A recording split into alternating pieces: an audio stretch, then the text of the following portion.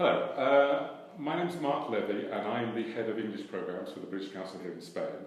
And today I'm lucky enough to be talking to Barry O'Sullivan, who's the Head of our Assessment, Research and Development team of the British Council globally. Can you explain to me a little bit more about the marking system? How does that work for Aptus? Right, we'll start by talking about the marking system for the productive skills. So, writing and speaking. So essentially in both tests there are 4 tasks. So when you perform the test, it goes into the machine, out there somewhere in the ether, and the system breaks your test into 4 pieces, and then sends each piece to a different examiner. They're selected at random. And so each part of the test then is marked by a different person.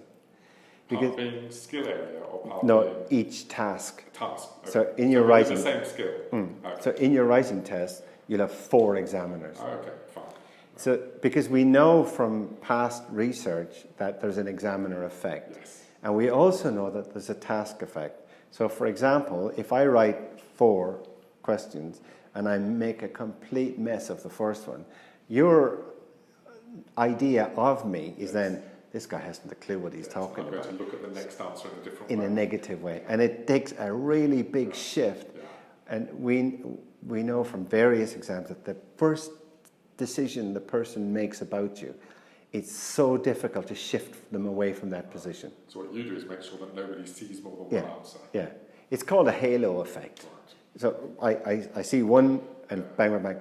So for example, if I did a study, 20 years ago, sadly, for one of the big organizations where we looked at their test and we saw that for an analytic scale, so it had grammar, vocabulary, cohesion, whatever, we found that a flat profile, so like 5, 5, 5, 5, 5, happened almost 25% of the time. Whoa. And we know that's not reality. Yes, very likely. It's really interesting. It still happens in Aptus, but about 7% of the time. Right. And there's your halo effect. That alone means that the reliability of the score that's coming out of the other end is dramatically higher. Yeah.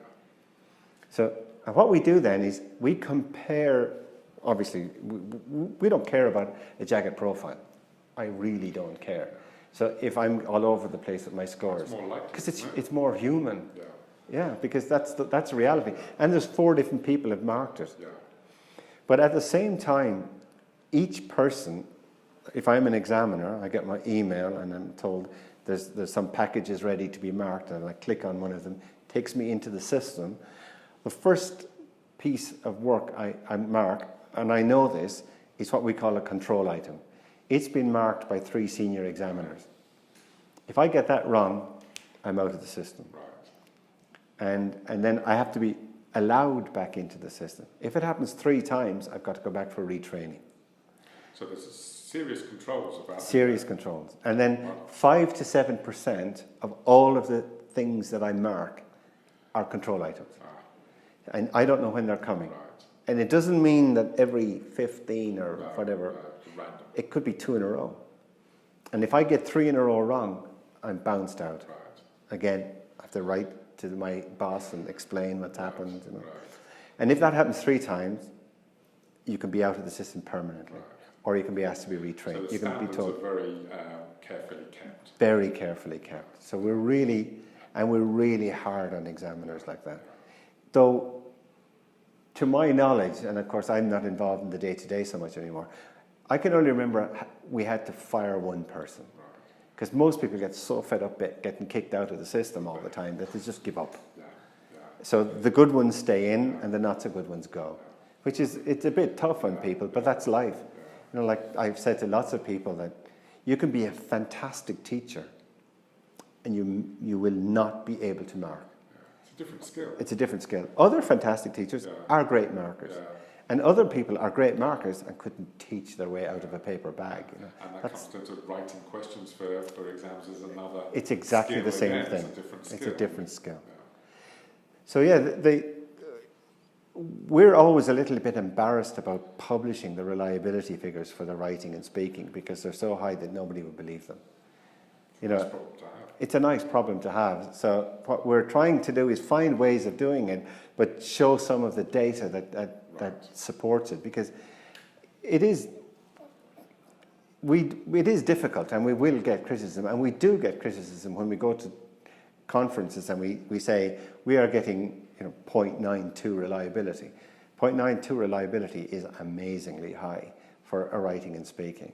It's the kind of reliability figures that people claim for the productive skill, for the receptive skills. And if you get that for a receptive skill, you're happy. But if you get it for productive skills, it's just a freak. But we get it all the time. But we keep such a tight rein on the whole system. And it is a difficult system because we have examiners in Europe, in Asia, in Australasia, and in Canada. It's a 24-hour marking with managers marking different time zones with overlaps of time and one person managing the whole system. So it's quite a complicated system to keep going, because if we need to get results out in 2 days, there isn't any.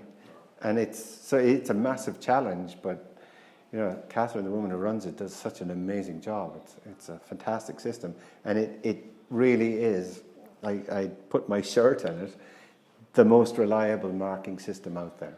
And so those were the productive skills. Do the receptive skills work in the same way? I mean, does listening and reading? The listening and reading are marked automatically online because you do it, and there's a key, and you respond, and the key gives you the score. So you could. I don't think anybody's ever asked for them, but you could have your scores instantaneously from those skills. So we have the grammar vocabulary, which we call the core, and we use that in a way that's probably different to other organizations. We use the grammar vocabulary not as a separate indicator of ability, but we know from all of the research that people have done for years and years that the best predictors of overall ability are grammar and vocabulary. Right. And they each can predict up to 68, 70% of the variability in a test score. So that means it's not enough on its own, but it's a really good indicator. Yeah. So what we do is we don't have the luxury of having the time to do what's called grading and awarding, which means that after the test, we sit back and we analyze the scores, and for people on the borderline, we make decisions. And we often make, or other exams would be in a position to make almost individual level decisions. We don't have that ability because it's an online test. But what we do is, borderline people, we look to their grammar vocabularies. And we use that to help to make the decision. Yeah. And that's another reason why we're very confident of the reliability of our estimates. And where do the cut-off points lie? What I don't know how it works. What percentage of accuracy or however it works do you need to say that this person's a B1 or that's B2, or how does that work? Right, it's at the risk of getting ridiculously complicated, it is a ridiculously complicated job. Okay. But put very simply, we'll split it into two parts. First of all, is you have to understand what, let's say, the Common European Framework is. Everybody thinks they know it.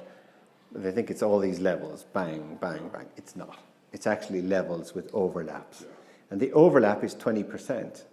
So you get 60% in the middle where a person is clearly B1. Yeah. But in that 20%, they could be, and the closer you get to the top, the more likely. And the same down here. Yeah. So ideally, your decision point, is a person B1, has got to be in there somewhere in that 60. Yeah. Now, some exam boards will say, once they clear that 20% line, we can begin to say, yeah, this person is B1. Okay. But the normal approach in education measurement is 50. Right. If you get to the halfway point, then we can claim you're at the level. Now, people on both sides of that argument will argue that they're right. Yeah. And there's a certain amount of... It's an opinion, isn't it? Oh, yeah. They're both right to a certain extent. Yeah. So the most important thing is to be absolutely transparent to say, this is how we do it. Yeah. So in our system, we went with the 50 because we felt that that's the sort of industry standard. Yeah. This is what we go for. With the 20, you're on the risk of actually getting people who are not at the level. If you're above 50, you're at the risk of including people who really are at the higher level. That's right. And if you're above the level, you're probably asking people to almost have cleared the level before you say they're at the level, and that's not really fair. Yes, I suppose the difference between being in B1 or at B1 than to have passed B1. Yeah. In a sense. I know it's not pass and fail, but in a sense. Well, no, those are really interesting distinctions because exam boards don't always make those distinctions. Yeah. So what we're trying to say is, yes, this exam is telling you you're at B1. Yeah. We're not saying you finished it. Yeah. We're just saying you can claim to be a B1, which means that you're halfway through. And we do that by a formal system called standard setting. And in standard setting, what we generally do is we have a group of people, a panel, an expert panel, and the expert panel have got to be external to the test. Yeah. You can't have your own people making judgments about yourself. That's a bit tricky. Yeah. So what you do is you get an external panel, and some of them will be experts, so at least half of them will be teachers who are very familiar with the levels. And then the others are likely to be people who are involved in testing and assessment, who are very familiar with the level. So you have to have that. The people there have got to know the level. They've got to know, in our case, the CEFR. It has to be done. If they don't know that, they're useless to us. So what we do in the receptive skills, we have, I'm not going to go to tell you even what it's called. There are all these fancy ways of doing it. But essentially, we say to somebody, we look at each question on the page, and we say, well, we want you to think of somebody who's at this level, right at the 50%, maybe a smidgen below it, but right on the cusp. What education measurement people love to call, they have lovely ways. They don't call them people, they call them persons. So I want minimally qualified person. So essentially you say to yourself, define in your head what person. Now, if you're a teacher, it's fairly easy. You just think of a student, think of a bunch of students, right? They're just about there. Half a bit less and they'll fail. Half a bit up and they're clear. They're just on that level. How would that person do on this question? Would they get it right or wrong? And now if I had 100 of them, how many of those would get it right? 50%, 60%, 70%? So like if 90% are going to get it right, it's a fairly easy question. If 50%, it's fairly tricky. If 20%, it's quite difficult. So we get every person in the panel to judge every question on the paper. And then we use our fancy stats and we come up with an estimate. And we give them a coffee break, we do a quick analysis, they come back to us and we say, based on what you've just told us, we think the cut point for B1 is, let's say, 28. And then some people say, no, that's rubbish. And then others will say, yeah, that's about right. And then you say, right, Mark, you said to me that you think it's rubbish. What do you think it should be? Now, you convince Jimmy that Jimmy's wrong and you're right. And in this conversation, we discuss each point, and then we have a second round and a third round if we need it. And eventually the panel comes to a decision. And at that point, we bring in data. And we say, right, here's 1,000 people who've taken the test already. Or that might be an exaggeration, it might be more like 300 or 400 who've taken the test already. And this is the profile. And if that's the cut point, 50% have failed. Right. All right, that's a problem. So we confront them with real data. Yeah. So we do both. Essentially what we're doing is we're looking at a data-driven approach and a panel-driven approach. So that cut point is going to be different for every skill then, obviously, isn't it? Yeah. If it's the same for every... No, it's not going to work for reading, it's going to be different for listening, it's going to be different for speaking, different for writing. Oh yeah, if you ever look at a test and they're claiming that the cut points are like 20, 20, 20, 20 for different skills, That should be a little alarm bell ringing in your head. Have they done it right? Yeah. And some people will say, oh yeah, no, we did it and then we scaled it. But when you start scaling it, then you start losing information. Yeah. Yeah. So, and presumably, if you're scaling on a test which is at reaching all those levels, you're losing a lot of information. Whereas if you're scaling on a test that's only aimed at B1, exactly, maybe you're losing less information. Absolutely. So if you've got 40 questions aimed at a level and you lose some of the information, okay, you lose it. No big deal. Yeah.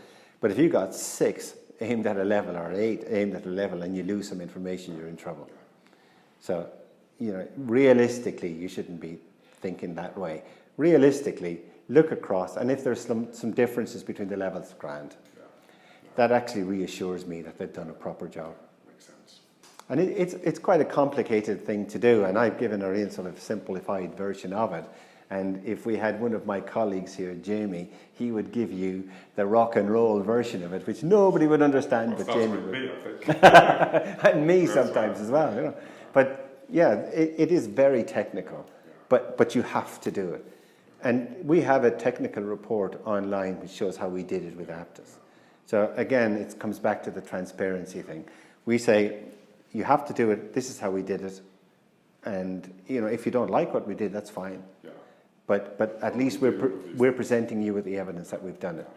Now, if you want to say your test is harder or your cut point is up or down or whatever, show me what the other tests. Have they done the same? Have they published an article to show how they've done it? And then we can say, oh yeah, we can see how they've done it. But otherwise, sorry, not interested.